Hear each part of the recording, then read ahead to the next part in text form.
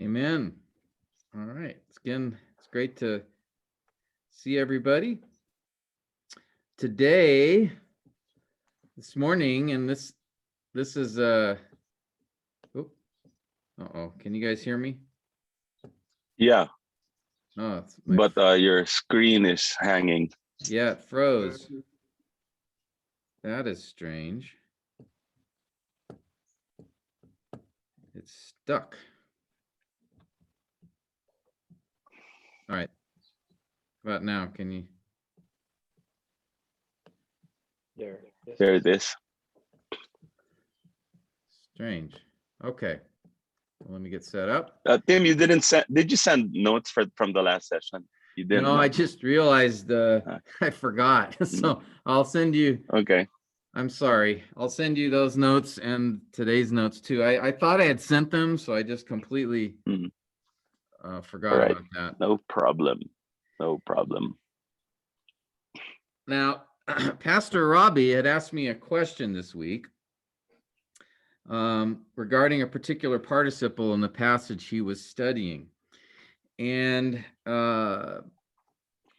it was not a kind of participle that we have looked at together so far. And so today, what I'm going to do is, and it'll probably go into next week, what we've been doing is we've been looking at diagramming and special features in English grammar is I've taken you into some much more advanced topics to get you exposed to other things that you're going to see as you study.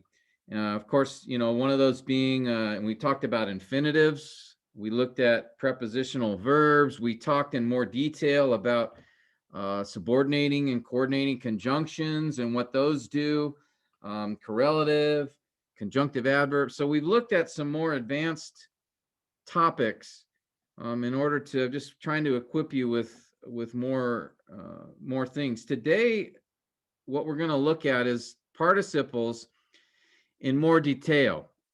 And today I'm going to ask you, you're going to have to put on your big boy pants, all right? Because we're going to dig more deeply into participles, and we're going to look at Greek participles in particular. We've been doing a lot in our study the last few months, the interlinear has played a more significant role as we've used that more often in our study, which is good.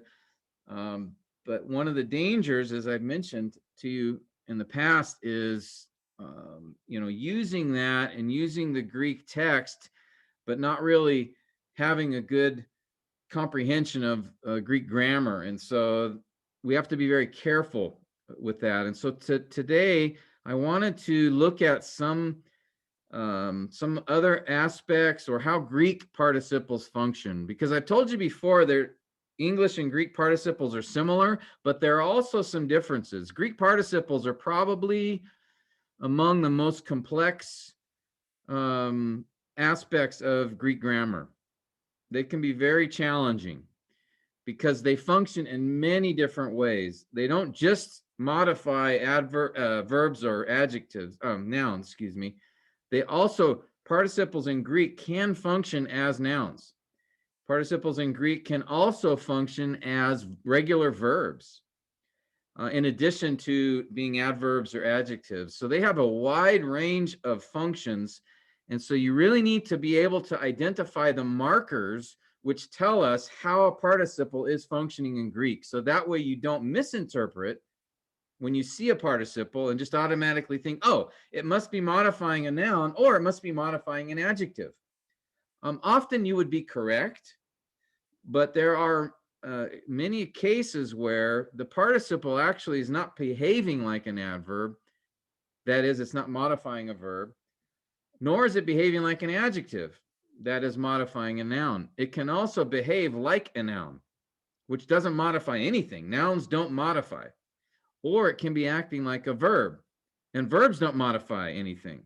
They act alone. They stand alone. So I just want to make you aware of that. Again, participles, as we see here, are verbals. That means they have a verb root within them, but they end with ing or ed, but they're verbal, which means though they contain a verb, they don't always act like a verb. And notice here, I use the term they don't always act like a verb. There are times where they act like adjectives, times where they act like nouns, and other times where they act like adverbs. All right. Participles, as I said, can function as an adverb or adjective. And here, we need to understand, as I just mentioned, that as we'll look at in a minute, Greek participles can also act like nouns or verbs, finite verbs. Okay? So keep that in mind. Let's look at a couple of examples. Let's see, do I want to do this? Maybe we'll just skip. Let me see what I've got here. Yeah, let's do that. We'll start with a few. Here's a couple examples just to warm ourselves up here with participles being used in a way that we are used to seeing, either as an adjective or an adverb. So let's do a warm-up exercise here. Tabs, I'm going to ask you to start. What I'd like you to do is just tell us here, identify the participle, what word is it modifying, and how. And again, we're only going to be looking at what we've seen so far, which is they're either going to function like an adjective or an adverb. Okay? Okay. He, being so tall, bumped his head on the ceiling. I think the participle is the word bumped. All right, you're saying Then this. what? Yes, Pastor. All right. And then So what's the main what? sentence here? What's the main subject and verb? He bumped his head. Okay, so if he bumped his head, if that's the main, oh, maybe I'll do it this way. So the subject is he, right? Bumped is the verb. Yes, Pastor. So if bumped is the main verb, how can it also be the participle? Ah, okay. Being, Pastor. Yeah, being. There you go. Being is the participle here. Notice it follows the characteristics, the verb, the root verb be, and then the ing ending. And here, how is this being, how is it functioning here? What word does it modify and how? The word it's modifying is he, the subject. Yeah, It describes him being tall. yeah, it's describing he, right? It's telling us something about he. He, being so tall, bumped his head on the ceiling. All right. Renee, let me give you the next one here. Identify the participle and then tell us how it's functioning here. He told him to stop speaking with a loud voice. Speaking is the participle. Good. All right. And what's it modifying and how is it modifying it? Um,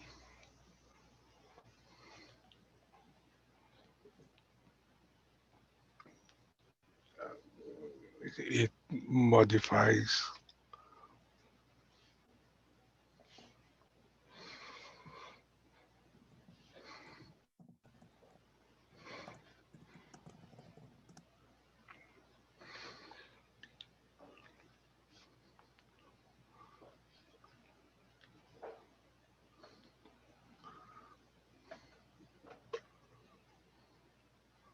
Just talk out loud. What are your options here? um,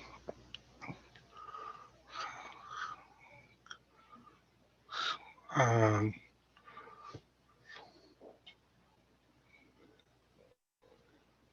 is it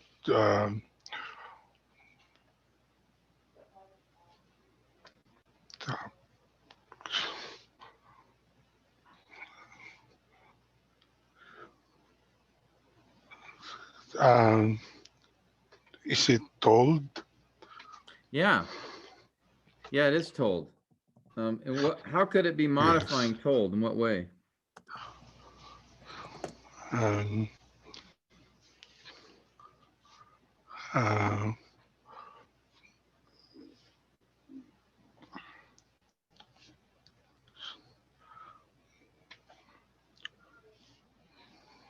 uh, the way uh, he speak. Yeah, the way or how he speaks, right? Now, what's Yes. interesting here, actually, is on this sentence, notice there's a comma here, right? Now, that comma Yes. tells us there's a pause. If I took the comma out, how would it change the sentence?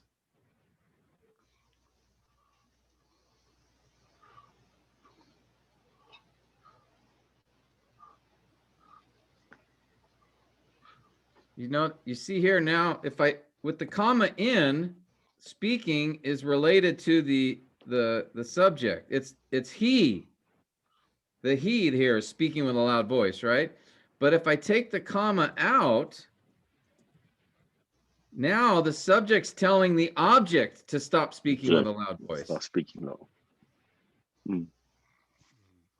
So that's kind of a interesting here the comma is what tells you there's what's gives a clue as to what is going on. But if I take it out, Mm-hmm. it actually now refers Mm-hmm. to the object. I mean, we could put names in here to Bob told Joe to stop speaking with a loud voice. So here Bob's telling Joe to stop speaking with a loud voice. But if I put the comma in, Bob told Joe to stop speaking with a loud voice. Now the person with the loud voice is Bob. See the difference? So that comma is what helps you in English. Now in Greek, you're going to have the ending of the participle is going to match. It'll direct you to what if it's the subject or the object here that's involved. So that's just a little thing. Pay attention to all the details here. All right, including punctuation. All right. Now we'll do one more here. Jason, why don't you take this one? Laying aside his pride, he humbled himself. So the participle is laying. Yeah. Actually, the verb laying aside the whole verb. But anyway, the participle is laying. You're right. Laying aside Mm-hmm. a prepositional participle verb thing. All right. And then what's it modifying? It modifies the verb humbled. Yes. And how? How does it modify it? What question does it answer? It's an adverb. Yeah. Yeah, it's an adverb. It's telling us how he humbled himself, right? Oh. Yes, Pastor. All right, good. Robbie, why don't you take this one? This one I did a little twist. Couple twists here, especially for you. Oh, the participle happens to be part of the title of the book, the Yeah, Bruce there you go. Read. Yeah, That's cheating. I know. But the whole thing is a subject, and the bruised there acts as an adjective for the read. Yeah. For the noun read. So bruised here. I can never spell this right. Bruised modifies read. Read. It's telling us what kind of read. So yeah. And it's an ed, but here it's functioning like it's functioning like an adjective. Okay. All right. Yeah. Yeah. I read also somewhere that sometimes I don't know how common it is in scripture, but sometimes the verb does not, or the participle does not end only in ing and ed. Sometimes n or en, like the broken vessel or the burnt toast. So Yeah. those are the irregular types of verbs, I guess. So Yeah, sometimes, yes. It can be translated that way. Typically what you're going to see, and we're going to notice this later when we talk about participles that function, how they function, is usually in scripture, translators will do it this way. Instead of saying like the bruised reed, mhm, normally what you'll see is the reed which was bruised. mhm, That's how you'll often see it mhm, translated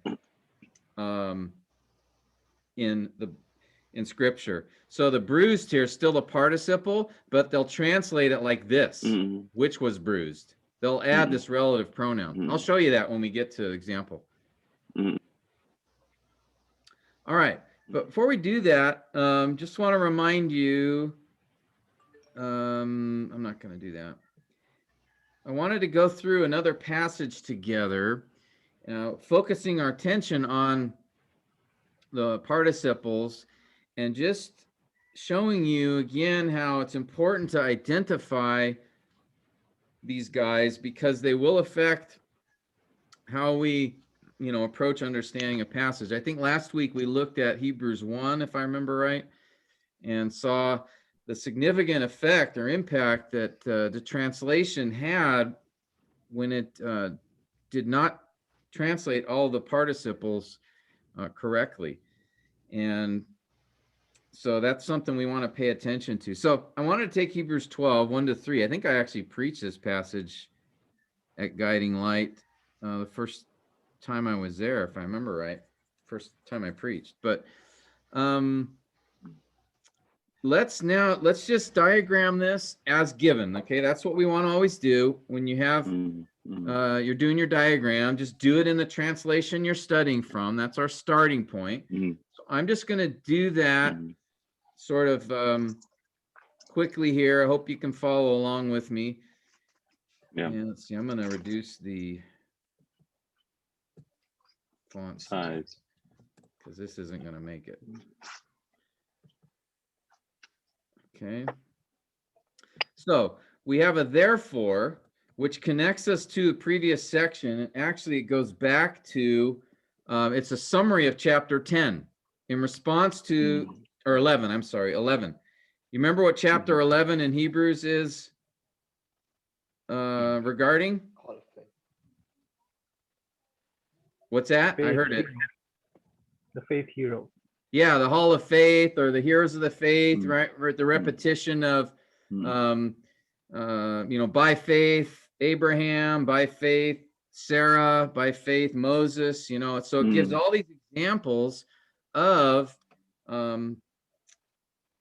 those who have gone before us who expressed faith and how God was faithful to them.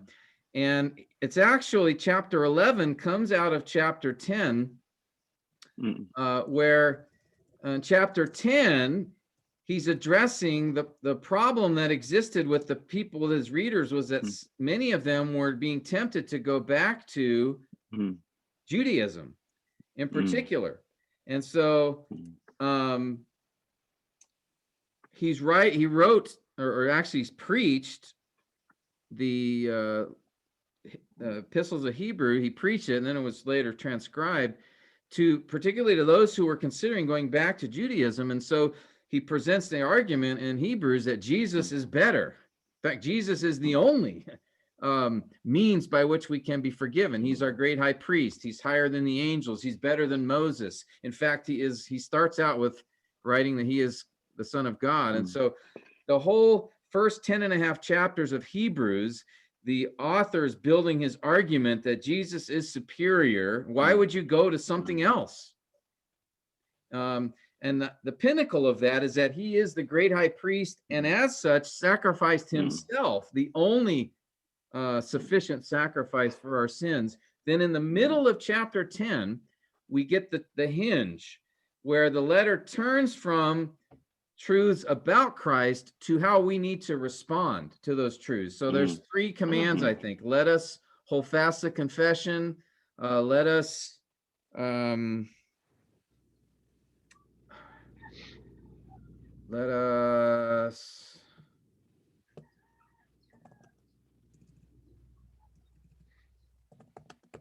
my mind is not what it used to be.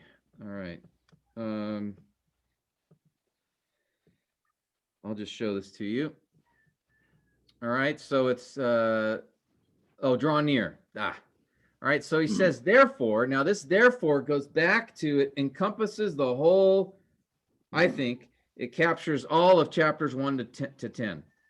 So therefore, brethren, since we have confidence to enter the holy place by the blood of Jesus, that's his whole argument, by the living way which he inaugurated for us, since we have a great high priest. So he's summarizing what he's already said.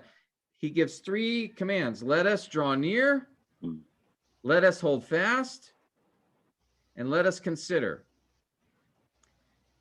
And then after these three commands, he gives instruction. His focus turns to, and here he gives another warning after that. If we don't fulfill those three responses, if we go back to, so he's saying, hold fast your confession. Don't turn away. Be together. Don't forsake gathering with one another so you can stimulate each other to good love and good deeds. Draw near to Christ. Don't draw away from him. All right. So that's the focus. And then he says, those who are rejecting that, if we go on sinning willfully by not drawing near, by not holding fast a confession, by not gathering with the saints, if we do that, then there's nothing that remains to save us, right? That's his point. And then he continues to encourage them here. Notice verse 32.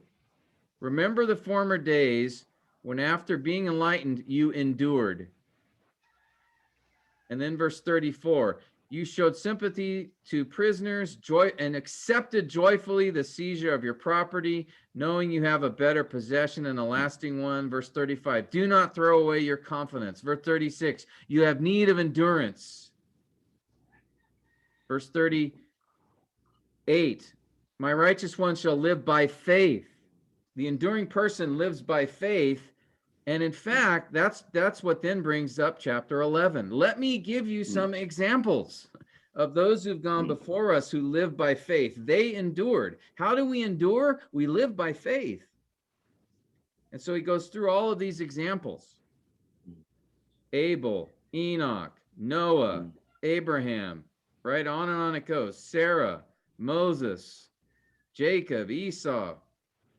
He just walks them through their history, right? And then comes chapter 12. Therefore, since we have so great a cloud of witnesses. Who is that cloud of witnesses? Who's he just talked about? Those described in chapter 10. Those described in chapter 11. The ones in chapter 11. Hall of Heroes. Yeah, the Hall of Faith heroes. And here he describes them, and I'll go back to our diagram. Here he describes them as a great cloud of witnesses, and they're not witnessing what we're doing. They're testifying. Witness here is the word for testify. They're testifying of God's faithfulness, that they walked by faith and they obeyed by faith, and God was faithful to them. So they're witnesses of God, as what he's describing here. And so he has what looks like two responses that he's calling us to.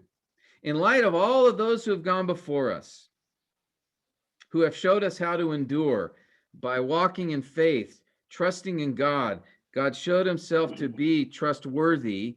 Therefore, let us lay aside every encumbrance. All right? Independent clause, right? You see that? Us is the subject. Lay aside is the verb. And encumbrance and sin are the objects. Okay, so that's why I diagrammed it like this. Since we have so great a cloud of witnesses, that's the reason we should lay aside every encumbrance. All right? And then cloud of witnesses, right? That's which cloud. Surrounding us, that's which witnesses, the witnesses who are surrounding us. Okay. And if you need to stop me to ask a question, please do that. I'm just going to try to show you the diagram and then come back to it and look at some features of it. All right. So therefore, this is in response to chapter 11. Okay. Since we have so great a cloud of witnesses, that's the reason to lay aside. And we'll see run in a minute. Let us lay aside. This is independent clause. It stands alone. It's actually a command in the third person or first person. And then notice we have a coordinating conjunction. What does that tell us, guys? What do coordinating conjunctions do? They join to what? Two independent clauses. Yeah, in this case. Two independent. In this case, it's two independent clauses. They join together two grammatically equal ideas. Okay. So in this case, what it's joining is two independent clauses, just as Pastor Robbie said. All right. So here we have, let us lay aside every encumbrance and let us run the race with endurance the race. Now, we've got this little prepositional phrase that got squeezed in there. So unfortunately, we're going to have to split this. All right, let us run with endurance is how we run. And then the object of the verb is the race. All right, so we're going to have to put in a little line here to connect those. And like I said, guys, any questions, please ask. Because I'm just going to kind of go through this, diagram this fairly quickly, but that doesn't mean I don't want you to ask questions if you don't follow a diagram, okay? All right. So let us run the race. So I'm highlighting the just the independent clauses here. So notice this clause was split. Let us run the race is the subject verb object. How? With endurance. And then which race? The race that is set before us. And then notice, here we have a fixing. What is that, guys? Participle. It's a participle. All right. And that participle in this case, I believe, is modifying run, telling us how to run by fixing our eyes on Jesus. And the author and perfecter, those are in apposition to, they refer to Jesus. So I'll just put those right, I'll indent them under Jesus. All right. Apposition just means they could be interchanged with Jesus. Fixing our eyes on the author and perfecter of faith, we could say that, or we can say with Jesus, they're both interconnected like that. So, and then we have who, and this who's referring to Jesus. Okay. Who, and the sentence is, endured the cross. Okay, again, we have a sentence that's been split by this clause. Okay. Who endured the cross? That's my sentence. Maybe what I'll do is highlight it in another color just so you can also see. So this who endured the cross is a dependent clause being introduced by the relative pronoun who. It's modifying Jesus. Jesus who endured the cross. Why did he endure the cross? For the joy set before him. Okay. How did he endure the cross? Despising the shame. And, okay, now, Harris, where do I put this and here? first tell me, what is and? What kind of word is it? It's conjunction. What kind of conjunction? Uh,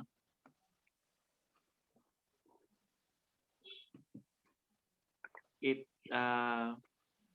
places two grammatically uh, equal statements together. It's coordinating. Yes, it's coordinating. Good. Which means it's joining two equal ideas, two grammatically equal ideas or statements. And so what two statements do you think it's joining here? It's endured the cross and has sat down. Yes. Very good. All right. It's joining the two dependent clauses. Who endured the cross, and then we could add who here, that's implied, who has sat down. Okay. Where has he sat down? At the right hand. And which right hand? Of the throne of God. All right. And then for, consider him. For usually introduces, in this case, it's introducing a clause. And I believe here it's telling us why to fix our eyes on Jesus. Okay. That's how I'm, it's giving a reason. Consider him who endured such hostility. How? By sinners. What kind of hostility? Against himself. So that, and this is why I believe it's connected to fixing your eyes, so that you will not grow weary and lose heart. All right. That's called high-speed diagramming. Okay. I'll put it in your notes. You can study it more detail if you have questions, but let's look at this thing as a whole here. All right. Now, as we're looking at this passage, what do we see in this text? Make some observations from this passage. Anyone want to We have volunteer? two main ideas. Harris, go ahead. We have two main commands, Pastor Tim. We have two main commands. All right, which means how many outline points would I have if I'm preaching this text? 2 points, Pastor Tim. Yeah, two main commands, right? So we have, let us lay aside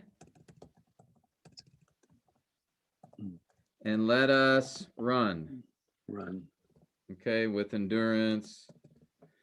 And then notice there's two subpoints under let us run, right? Mm-hmm. With endurance, fixing our eyes on Jesus. Mm-hmm. Okay. So you see the structure there coming out? Yep. All right. So it looks pretty, and then we of course have details. You know, under let us lay aside, we have the reason, right? We have the since we have that cloud of witnesses, right, surrounding us. So that's something you'd want to comment on. Okay. So we have lay aside, and then we have what do we lay aside? Every encumbrance and sin, and then why do we lay aside? Since okay, right? So you can see the structure forming here, right, from our diagram. Yeah. And then there's a lot of detail on fixing our eyes on Jesus. He's the focus. And in fact, here he is given as the ultimate example of faith. Really, these three verses should have been part of chapter 11, because they're the sort of the concluding statement of chapter 11, and it gives the ultimate example, right? All those people that he mentions in chapter 11, certainly they're a great a great example of faith and a great testimony of God's faithfulness. in their lives. But who's the ultimate example? You can't have a list on faith and not include Jesus, right? I mean, and so that, I believe, is why verses chapter 12, verses 1 to 3 are really part of chapter 11. All right? Because in one case, there's the word therefore connecting it to chapter 11. But in the other case, also, he's talking here about Jesus as the example of faith. And he's the one that's going to, as we put our attention on him, that's how we run the race with endurance. That's what's going to keep us from turning away from him, which is the warning, right? That the writer of Hebrews is giving. So, verses 2 and 3 are going to command a lot of attention as far as the focus being on Christ. So fixing your eyes on Jesus is going to be a major focus in the sermon, because that's where he gives most of his attention to this, right? Now, okay, that's a sort of the quick and dirty look at this diagram. We wouldn't, as we've learned through many examples, you don't just stop with, okay, I got my diagram from my text, I'm good to go. A New American Standard, that's the best translation. I've got a diagram from it, so everything's good. Well, as we've learned, New American Standard is the best translation, but it's not a perfect translation. And so we always want to check whether we're using New American Standard or ESV or New King James. We always want to check. All right, let's see. Is everything as the New American Standard presented correct? So what we would want to do is, I think, go to our handy interlinear here. Let me see if I can pull it up. All right. And as we go through, and I don't know how to show, might have to just...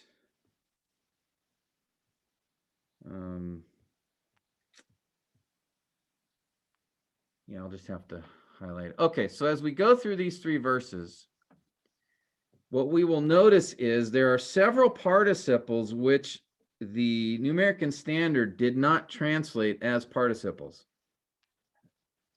This is one of the more common things we're going to find, is that as English translations tackled Greek participles, they often did not translate them as participles.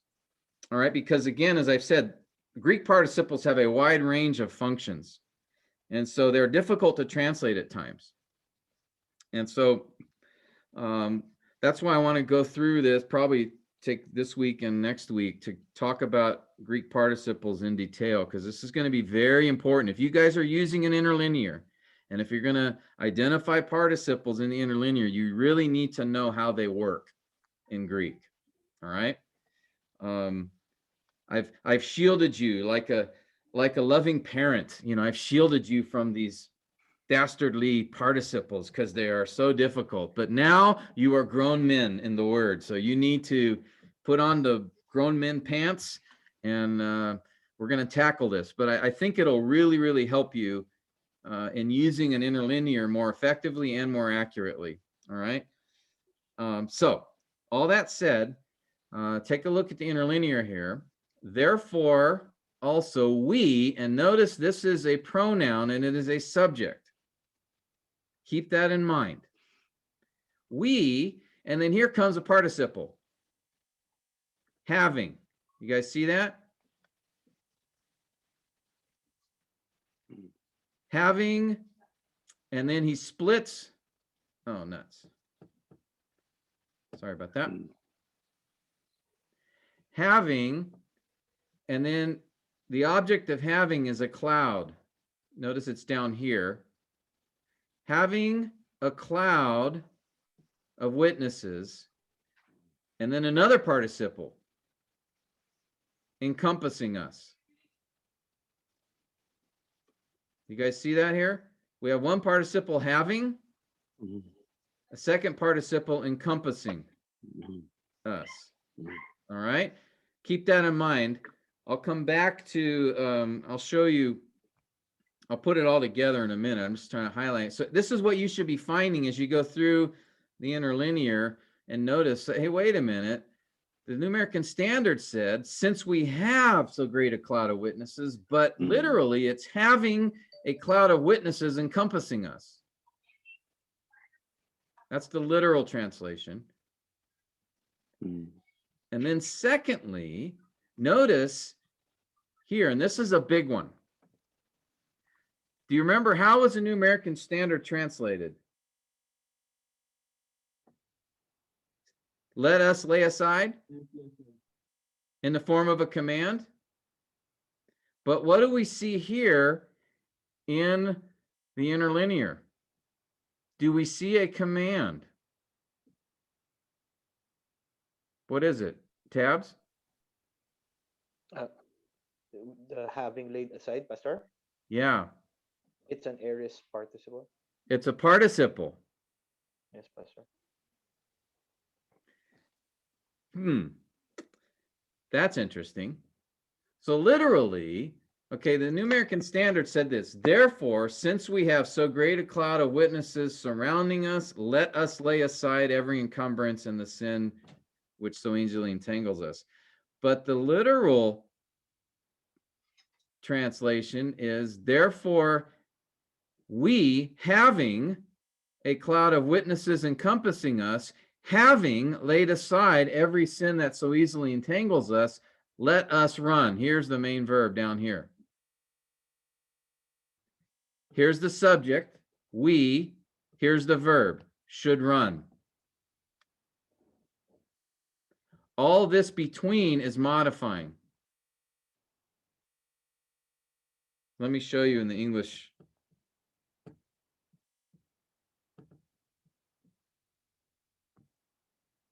Okay, this is a diagram that now includes what we're finding from the interlinear.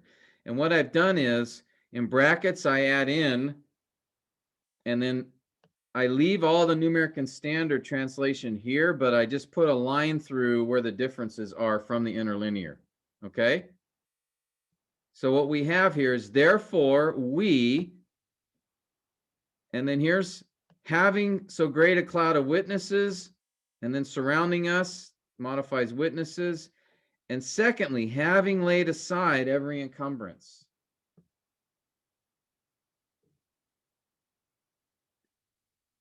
We should run the race.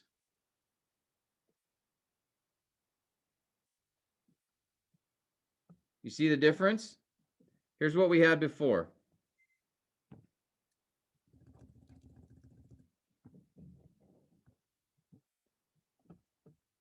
Two commands.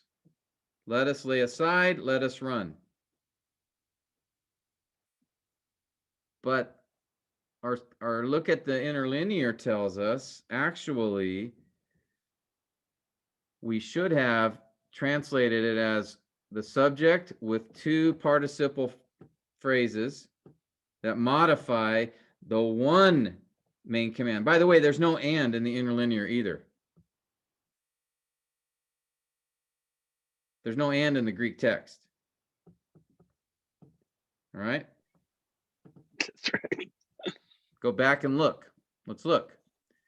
Okay, therefore, subordinating conjunction. Also, which is a conjunction, but also can function as the word also.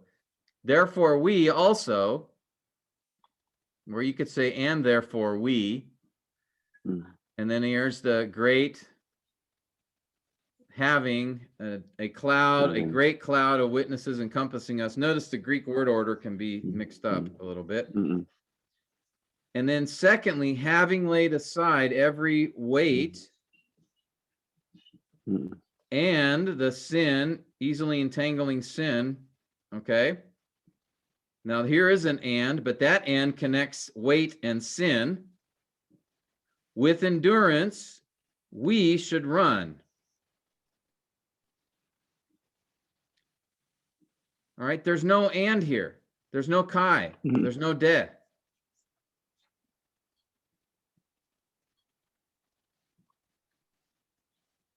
So we're not connecting two main commands here. We're not connecting two independent clauses in the Greek text. We have one independent clause. We should run the race. And It's actually because of its form and the it has an imperative command force.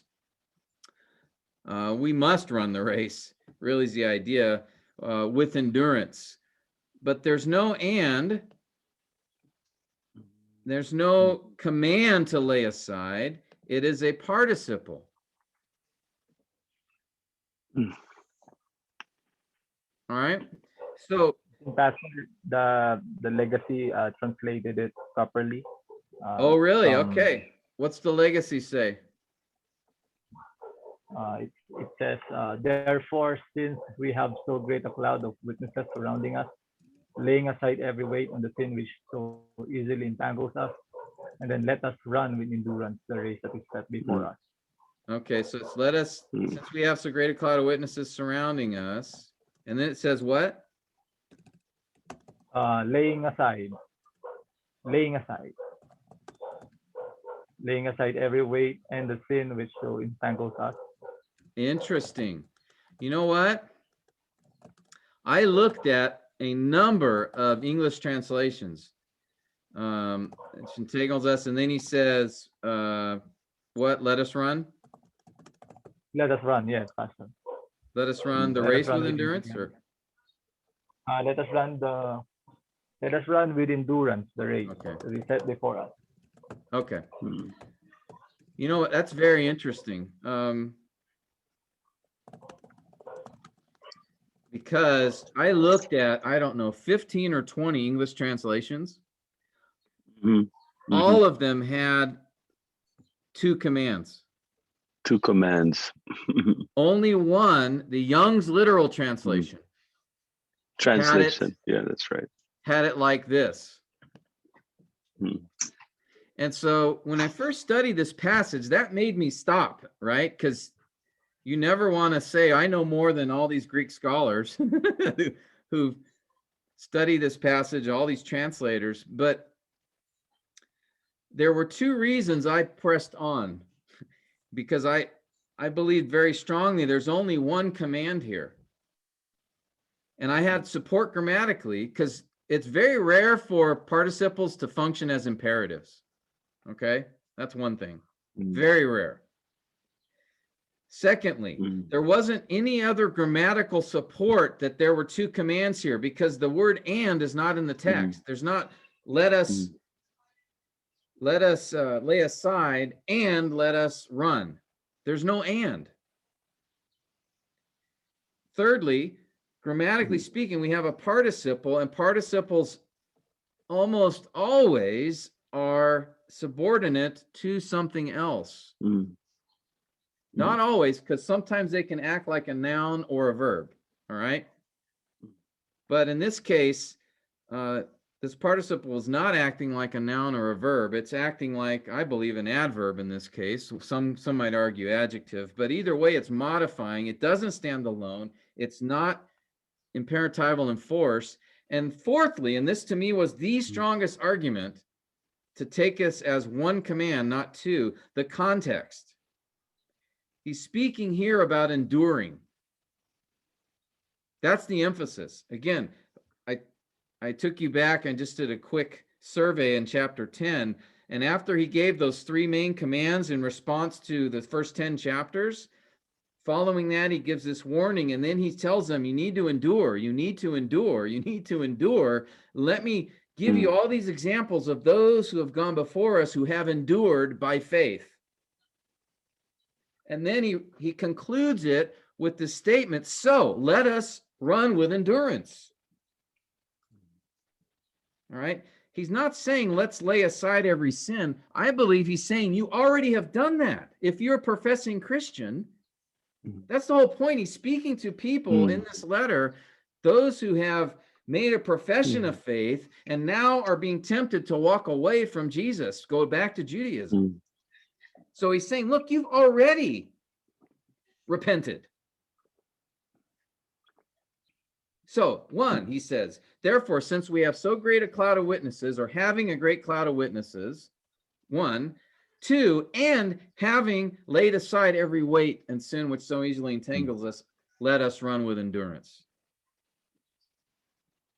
I just don't see how it could be different.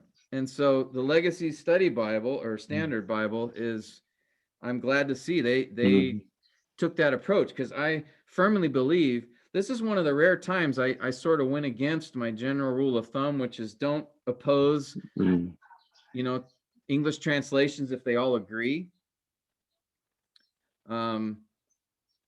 Because you just, I'm not a Greek scholar, but at the same time, there was just the context to me drove this to really, the emphasis here is endurance. Run with endurance. Don't give up. Don't turn back. So that's the context. And then grammatically speaking, there's only one main verb here in verses 1 to 3, not two. So that being said, I put together here sort of I took out the New American Standard changes and just essentially took the New American Standard and then those different aspects I just changed. So this is what we have. We have one command. We should run the race with endurance, fixing our eyes on Jesus. Why should we run the race with endurance? 1, we have having so great a cloud of witnesses, and 2, having laid aside every encumbrance.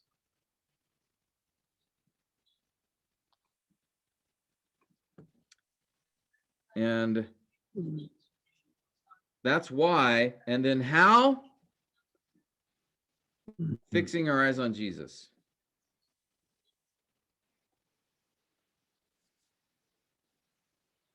All right. So that changed, and I listened to many sermons, I read many, and nobody really picked up on this. So everybody really preaches hard about turning away from sin, but I think that's missing.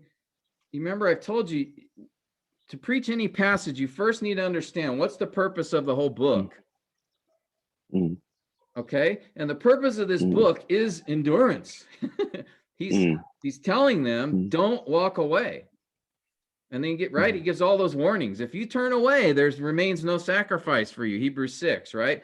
In Hebrews 10, if you go on sinning willfully, there remains no means for salvation. I mean, so he's warning them over and over throughout the book, don't turn back, don't walk away. And the positive side of that is endure, remain, stay. So understanding the purpose of the book and then its structure, again, he's setting up in chapters 1 to 10 the reason that we should not walk away from Christ but endure. Then the middle of chapter 10 all the way through the middle of chapter 12, he is expressing, giving us motivation to endure. There's so many who've gone before us who've endured, and Jesus himself is the ultimate example of how to endure. Okay? So I believe this command in Hebrews 11 verse 2 or verse 1 is really a central command application of this book, is endure. Run the race with endurance. How do we do that? Fixing our eyes on Jesus. And notice verse 2, he's described as the author. That means he's the, not author in terms of creation, author in terms of the chief one. He's the chief example. If you look up that word, it has the idea of the one ahead of everybody, the chief one. He's the chief example of faith, and perfecter means that he lived a life of faith completely, mature. He's the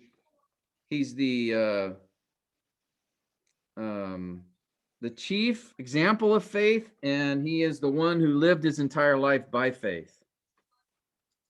All right. And notice the word here in verse 2, he endured. That's a key word.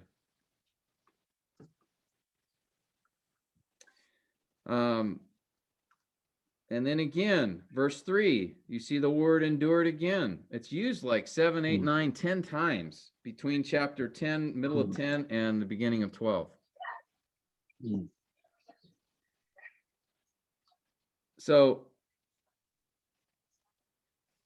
when I finally, when I did look at some commentaries, finally there were some Greek scholars in the commentaries identified or pointed this out. So I felt better when I at least saw that there were some who identified this participle. But that one participle really affects the main focus of the text. If you translate having laid aside as a command, you've really diluted the focus of the author. Okay? So my contention, my argument is, we don't have two commands here like we see in the original New American Standard, and I believe the ESV translates it this way as well. Let us lay aside every encumbrance, let us run. We don't have that. There's not two separate and parallel commands here. They've already laid aside every encumbrance. And by the way, that's a fifth support that I have for this translation, and that is this. And I'm going to be jumping ahead here a little bit, but I think it's important. Notice he says here, having laid aside. It's not laying aside. It's technically having laid aside, because the tense of this participle is aorist, and the verb that it is connected to is present tense. And we're going to come back to this because I'm going to explain to you the time and the tense in participles and how you figure that out. But when you have a present tense main verb being modified by an aorist participle, that aorist participle has occurred in past time relative to the main verb. What I mean by that is this. The main verb is we should run. The use of an aorist participle means having already laid aside, we should run. Yep. Okay? If it were a present participle, then it could mean laying aside now. This is how you run with endurance, by laying aside every encumbrance. But he didn't use a present tense participle. He used an aorist. And what that means is that participle is action that takes place in the past relative to the verb it's modifying. I'll cover that more when we get to that topic, maybe next time. But again, as I studied this passage, there was such strong grammatical support for the literal translation here that I couldn't deny it. And then just understanding the context and what the focus of the author is, it really is one main idea here: run the race with endurance, endure. Why should we endure? These participles tell you that, and how we should endure is given in verses 2 and 3. Okay? All right. Well, a lot of technical aspects to that discussion, but are there any questions that you guys have? Yeah, Tim? Yeah. So the aorist is more flexible than the perfect tense, right? The perfect tense, please correct me if I'm wrong, if I remember correctly, is something that happened in the past and finished in the past. Is that right? No, that's called pluperfect. I'm going to cover tenses actually in a minute here. Let me see. Okay. I think I think it's coming up next. Let me look at my notes. Yeah. Let's talk about tenses, and then we can come back. And let's you go ahead and ask your question, and then I'll see if it's something I'm going to be answering in a minute. No, I was just thinking that the perfect tense is something that happened in the past, right? Yes. Is that right? Yeah. But my question basically is the aorist tense is more flexible than the perfect tense in that it's like an it depends sort of thing. Yeah, I mean, at the end of the day, context really drives how we translate, how we Mm, interpret. mm, There are general ways in which each tense functions, but context is always king. And so mm, there are times where you can have an aorist tense, but it actually has sort of a present tense idea depending on the passage. And an aorist tense can refer to a one-time event or can refer to mm, um, a, a, a extended time event. And the present tense can do that too. So yeah, let me cover tenses, and then maybe if that doesn't answer yeah, what you're thinking, I'll sure, come back to it. sure. I Yeah, just wanted to no give you problem. guys in this example, show you another example where you really need to make effort to examine, um, use an interlinear so that you can examine and check and see how the translation does. And also you use other translations because sometimes that'll give you a clue more quickly. But in this passage, you would not have been helped. The ESV, New King James, NIV, Net Bible, they all follow the New American Standard approach. So this only would have been uncovered by looking at the interlinear and doing a careful examination. So I just wanted you to be aware of that. This example shows the importance of considering the Greek text and how that impacts our understanding of the passage.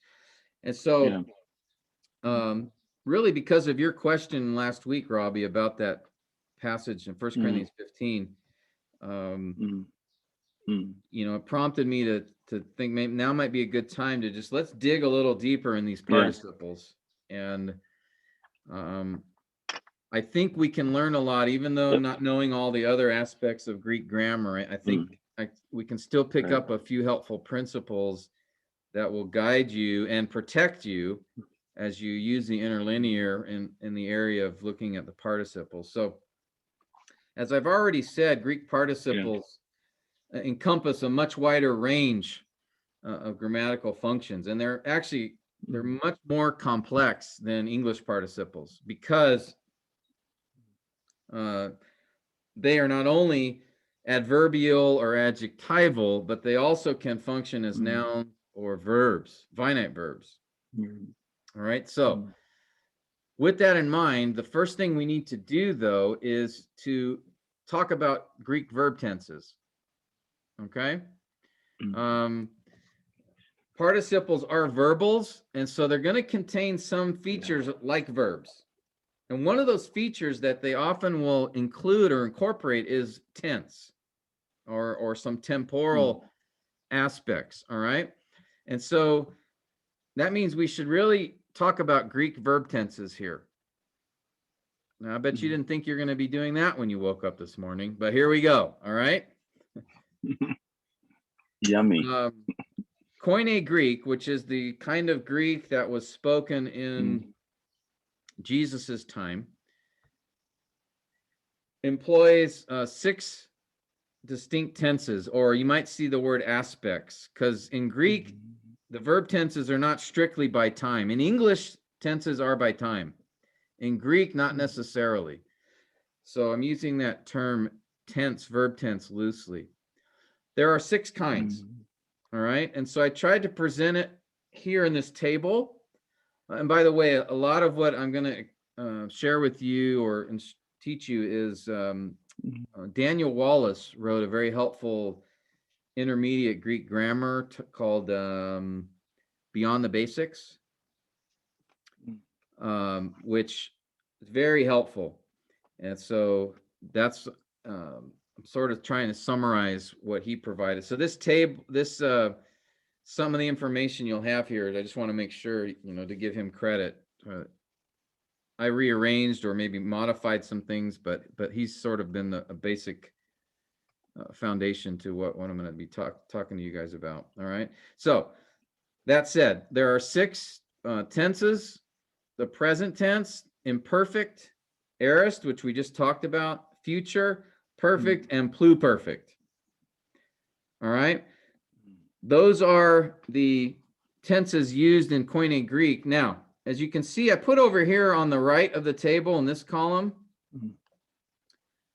just an idea of how often they are used, just to give you a feel for what's more dominant. The present is the most dominant, and the aorist is pretty close behind. I didn't have exact numbers because I was looking at a chart. So, but roughly, I think there's close to, was it 28,000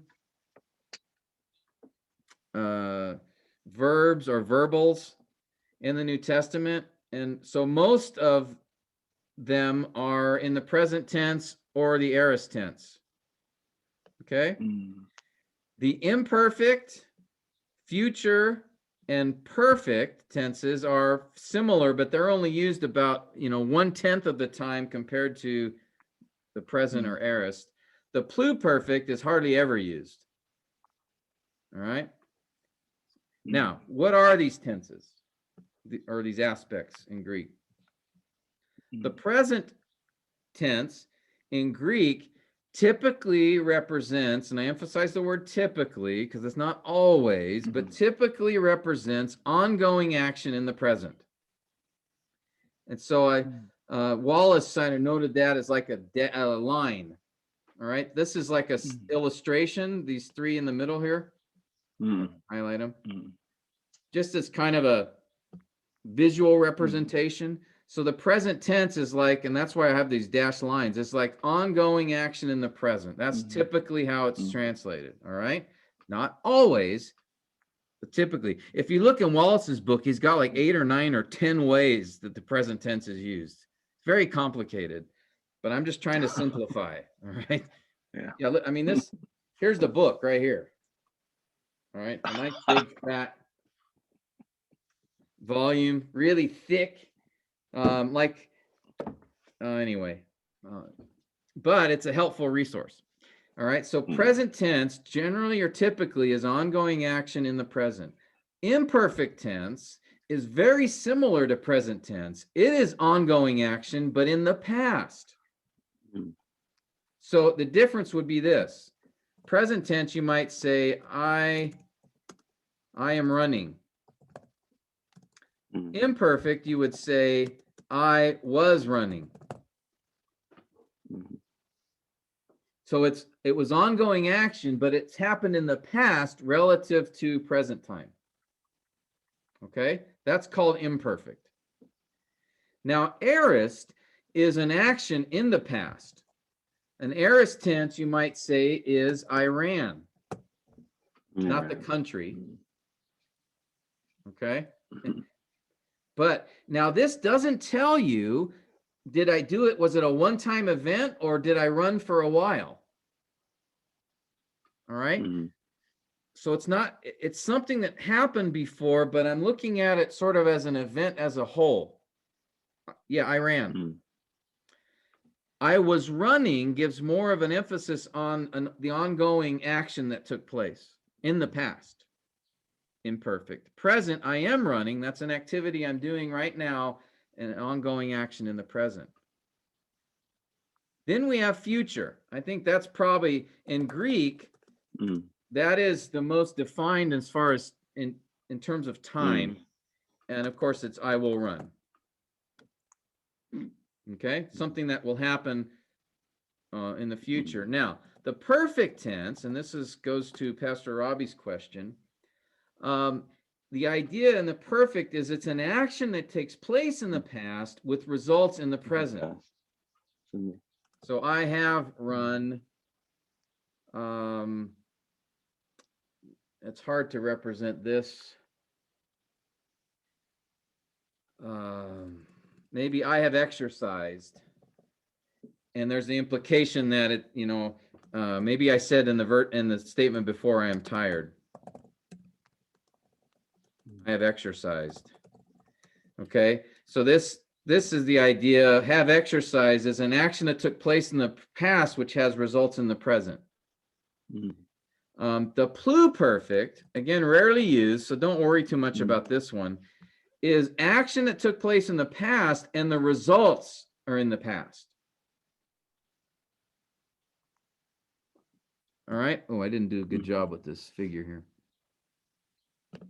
That's why I have here on the chart, I have under perfect, you can notice there's a dot there. That's an action that took place in the past, and then the line goes into the present. For by grace you have been saved. Action in the past results in the present. Now, if we were talking about the man was eaten by a lion, he has been judged. An action in the past that had consequences in the past. Has been judged would be my perfect, pluperfect verb here. Okay, but again, pluperfect, not used very much. 86 times out of 28,000 possibilities. Just so don't worry about that one too much. Now, the perfect tense is used as often as the future or imperfect. So keep that in mind. All right. So any questions on these tenses? Again, I'm just emphasizing, this is typical. This is a general rule of thumb. This isn't like every time you see a perfect or present tense that it's always ongoing action in the present. Sometimes a present tense could be used for a singular event in time. Okay. Sometimes the aorist tense can be used for an ongoing event in the past. Or a singular event. So, I just stress this is kind of, we need to have simple definitions to get an idea of what it means, but it doesn't necessarily mean that's the case in every single example. Like I said, if I look at Wallace's book, when he talks about the present tense, he's got, how many? I'll just tell you what there is the instantaneous present. That's like single action. There's the progressive present. There's the iterative present. There's the customary present. There's the nomic present. There's the, what else does he have here? The historical present. And he's got like examples for each of these. It's crazy. The perfective present, the conative present, the futuristic present. I'm not kidding you guys. So, but the most common is the ongoing action in the present. All right. So, and for imperfect, ongoing action in the past. So you can use these as a pretty good rule of thumb as far as a definition for each of those tenses. And again, by far, present and aorist. Those are the big money tenses, right? They are used, what's 23,000 out of 28. So, I mean, they're used 75, 80% of the time. It's going to be one of those two. Okay. All right. Any questions on this so far? Yeah. It's not so much a question as much as it is a comment. Yeah. And my problem sometimes is if I don't focus well enough. sometimes I mix, for example, like it's different with English grammar. Present is just a single action, and the what you're saying as present in the Greek is basically the present progressive in the English. And sometimes I need just to remind myself, okay, this is the Greek present. This is not the English present. And so it's just a comment, really. Yeah. Yeah, that's a good point. That's what sometimes, yeah, that's what sometimes I need to keep on reminding myself. I have to wean myself away from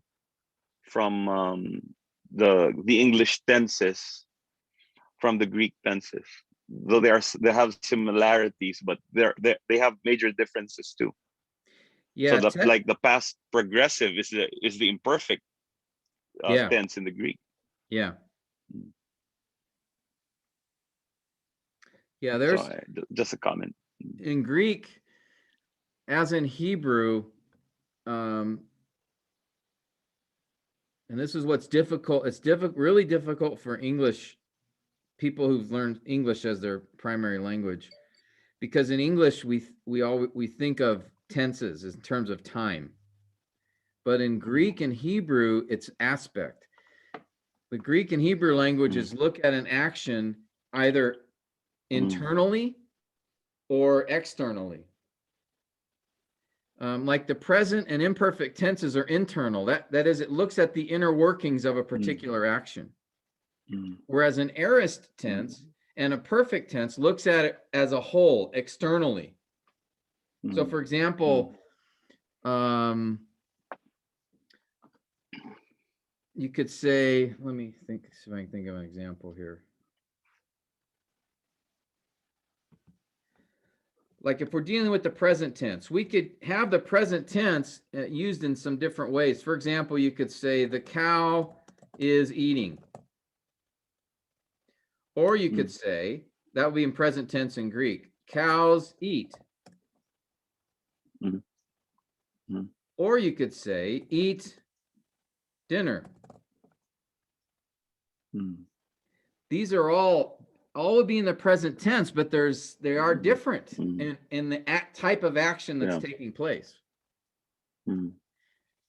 So we have to keep that in mind, because in Greek, it'll just be in the present tense. It's not going to say nomic present or historic present or futuristic present or nomic or iterative, or you have to get that from the context. Does the context seem to indicate the action is ongoing, or the action is, singular? Punctiliar is the technical term, like a single event, or something else, a present tense event, something that's happening in the present, but I'm speaking of a past event. That's what's called the prophetic perfect in Hebrew. Perfect tense in Hebrew is often translated in the past as a past tense in English, but actually many prophetic passages are written in the perfect tense, even though it's speaking of a future event. And that's because the perfect tense, the emphasis in Hebrew is on aspect, not time. So Hebrew is actually very difficult compared to Greek, believe it or not. But this is the challenge in Greek. Yeah, just as you say, Robbie, is what kind of present are we dealing with? And in English, there's certain ways you express action, but in Greek, it's a little bit different. And so, most of what I've noticed is the English translations actually do a pretty good job of representing, describing those things, but it's still helpful to know. And another thing too, by the way, participles, infinitives, and imperatives, when they are in the present tense, Present tense emphasizes ongoing action. Mm. So in those cases, if you have a participle in the present, I should just say present tense, participles, infinitives, imperatives, Mm. there is an emphasis on the ongoing action. So if you have an imperative, Mm. Mhm. eat dinner, if that's in the present, then the idea is make it your habit to eat dinner.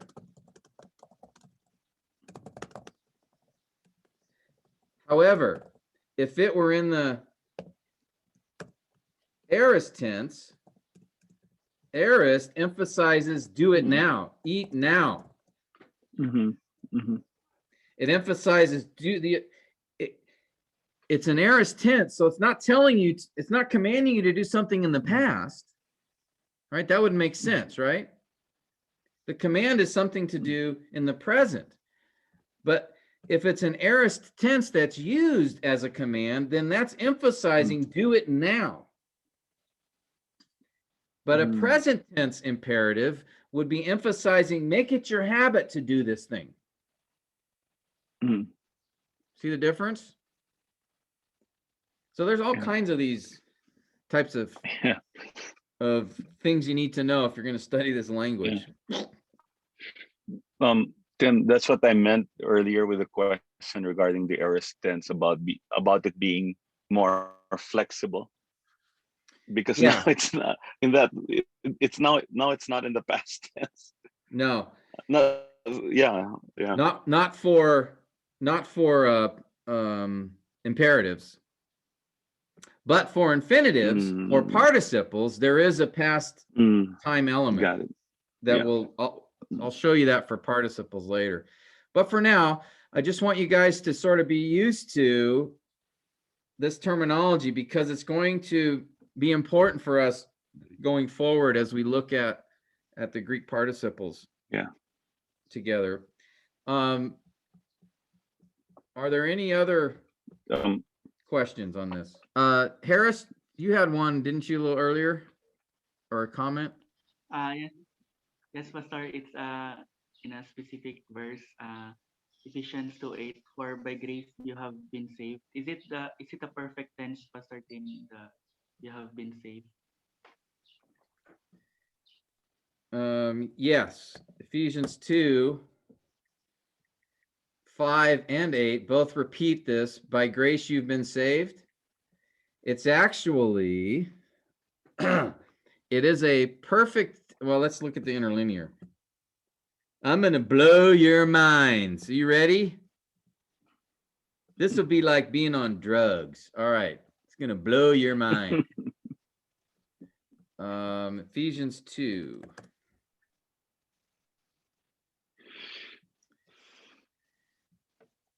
I'll just go to verse 8. All right. Here it is. For by grace, and notice it's you are saved, but notice here, can you guys see that? What is that verb there? Saved. Perfect participle. Perfect participle. It's a perfect participle. Mm-hmm. You see, go, wait a minute. Well, hold on a minute here. Every translation known to man in English says you are saved or you have been saved. Been saved. Why did they translate it as a regular verb? It's a participle. Are they doing that Hebrews 12 thing again? Well, I'll answer that question, Lord willing, next week. It is highly significant, not only grammatically, but also in terms of what Paul is saying here, the way he constructed that statement. Theologically is very significant. Okay. But you are correct. The tense is perfect, but it's a perfect participle. Participle. And so here, Robbie's another example. Notice the verb of being. So it's a paraphrastic. Yeah. Okay. That's why it's translated, you are saved. But we'll talk about that next week. But when you see a perfect tense, you should be thinking, okay, he's speaking of an action that's taken Pastor place. Tim, What's that?